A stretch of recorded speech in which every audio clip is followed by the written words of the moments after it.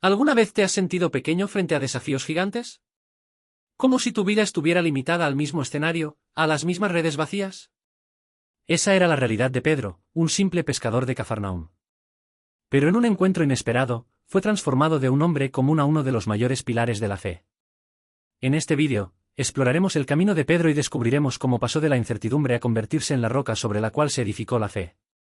Prepárate para inspirarte, porque, al igual que Pedro, tú también puedes encontrar un propósito mayor y una fuerza capaz de transformar lo ordinario en algo extraordinario. Dale me gusta, comenta y comparte para más vídeos.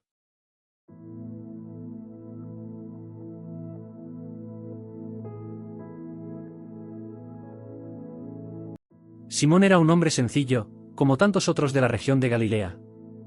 Vivía en Cafarnaúm, un pequeño pueblo de pescadores a orillas del mar de Galilea, también conocido como el lago de Genesaret. Era un lugar animado, con barcos que iban y venían, niños corriendo por la arena y ese característico olor a pescado fresco que impregnaba el aire. Este era el mundo de Simón. Cada día comenzaba temprano. Antes de que saliera el sol, él y su hermano Andrés ya estaban en el bote, remando hacia las aguas más profundas. El trabajo era agotador. Lanzaban las redes de pesca y esperaban, con paciencia, el momento adecuado para recogerlas. A veces, el esfuerzo valía la pena, y las redes se llenaban de peces plateados que brillaban bajo los primeros rayos del sol.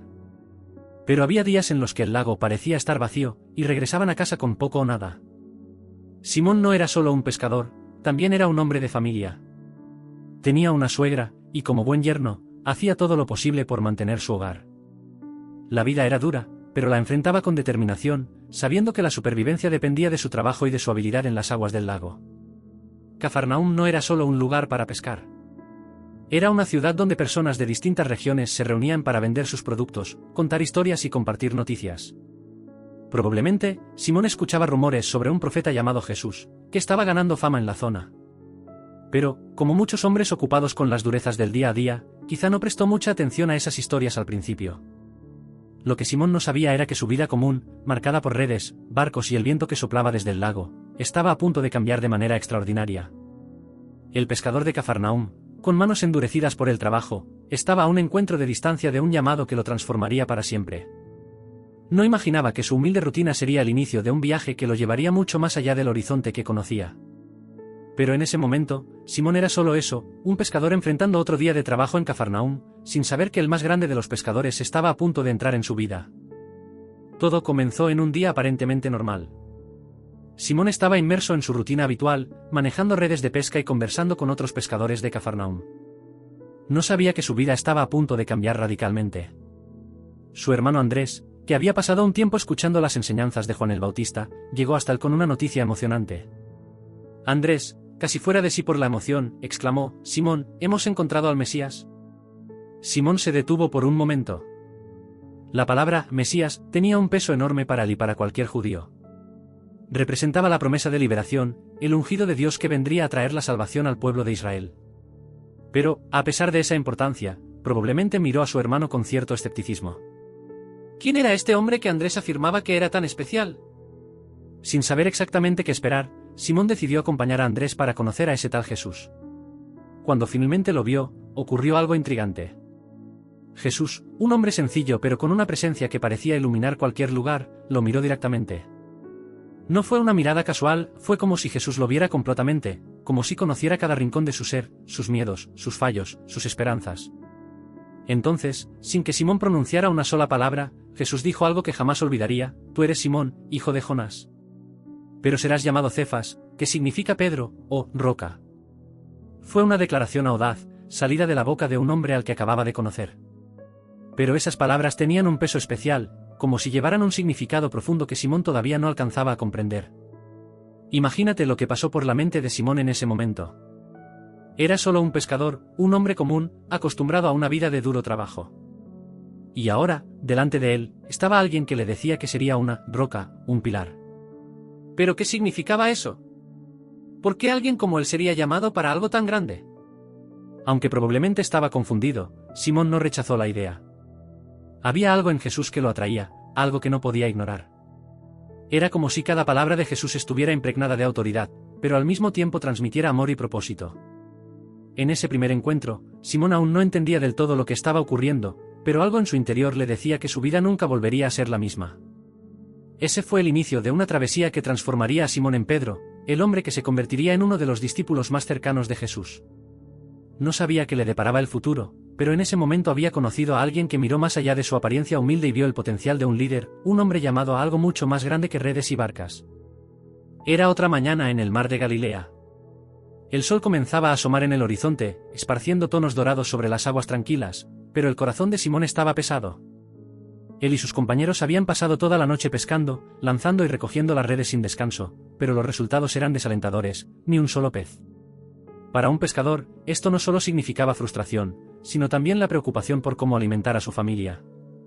Simón y Andrés estaban limpiando las redes en la orilla del lago, exhaustos y empapados de sudor. El silencio entre ellos solo era interrumpido por el sonido de las olas y los murmullos de otros pescadores. Fue entonces cuando notaron un pequeño grupo acercándose. En medio de ellos estaba Jesús, el hombre que Simón había conocido poco tiempo atrás, pero que ya había despertado su curiosidad. Jesús se dirigió hacia las barcas y subió a la de Simón. Le pidió que la apartara un poco de la orilla. A pesar del cansancio, Simón no se negó. Había algo en Jesús que le hacía querer obedecer, aunque no entendiera completamente por qué. Mientras la barca se balanceaba suavemente sobre las aguas, Jesús comenzó a enseñar a la multitud reunida en la orilla. Sus palabras eran distintas a todo lo que Simón había escuchado antes, llenas de sabiduría, pero también de una sencillez que tocaba el corazón de las personas.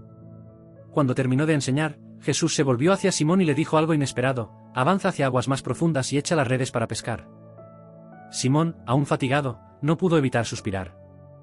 Respondió: Maestro, hemos trabajado toda la noche y no hemos pescado nada. Pero, ya que tú lo dices, echaré las redes. Era una mezcla de cansancio y respeto. Tal vez Simón quería demostrar que no había nada más que hacer, pero al mismo tiempo, había algo en Jesús que le impedía negarse a su petición. Y así lo hizo. Remó hacia aguas más profundas, con Andrés a su lado, y echó las redes una vez más. Al principio, parecía ser solo otro movimiento rutinario. Pero, de repente, las redes comenzaron a agitarse de forma impresionante. ¿Eran tantos peces que las cuerdas parecían a punto de romperse? Simón y Andrés gritaron para que otros pescadores vinieran a ayudarles. Santiago y Juan, que estaban en otra barca, acudieron rápidamente. La escena era increíble. Las dos barcas se llenaron tanto de peces que empezaron a hundirse. Era una pesca como Simón jamás había visto en toda su vida. No podía creer lo que estaba ocurriendo. Pero, más allá de los peces, lo que realmente le impactó fue la presencia de Jesús. Simón cayó de rodillas delante de él, abrumado por un profundo sentimiento de indignidad, y exclamó: «Apártate de mí, Señor, porque soy un hombre pecador». Jesús, sin embargo, no se apartó. Lo miró con ternura y pronunció unas palabras que resonarían para siempre: «No temas. A partir de ahora, serás pescador de hombres». Ese momento lo cambió todo. Simón entendió que el llamado de Jesús era mucho más grande de lo que había imaginado. No le estaba pidiendo solo que lanzara redes, le estaba pidiendo que entregara su vida a un propósito mucho mayor. Simón dejó la barca, las redes y la pesca, aquello que había conocido desde niño, para seguir a Jesús. Él, Andrés, Santiago y Juan lo dejaron todo y se convirtieron en los primeros discípulos de aquel que cambiaría la historia para siempre. El pescador que había comenzado el día desanimado, sin peces y sin esperanza, ahora estaba frente a un llamado que transformaría su vida y lo llevaría a navegar por mares que nunca habría imaginado. Desde el momento en que decidió seguir a Jesús, Simón Pedro comenzó a vivir experiencias que desafiaron todo lo que sabía sobre la vida, el mundo e incluso sobre Dios. Pedro ya no era solo un pescador, ahora acompañaba de cerca al hombre que hacía cosas que parecían imposibles. Cada día al lado de Jesús era una lección, un desafío y, muchas veces, un instante de asombro ante lo sobrenatural. Uno de los primeros milagros que Pedro presenció ocurrió muy cerca de su casa.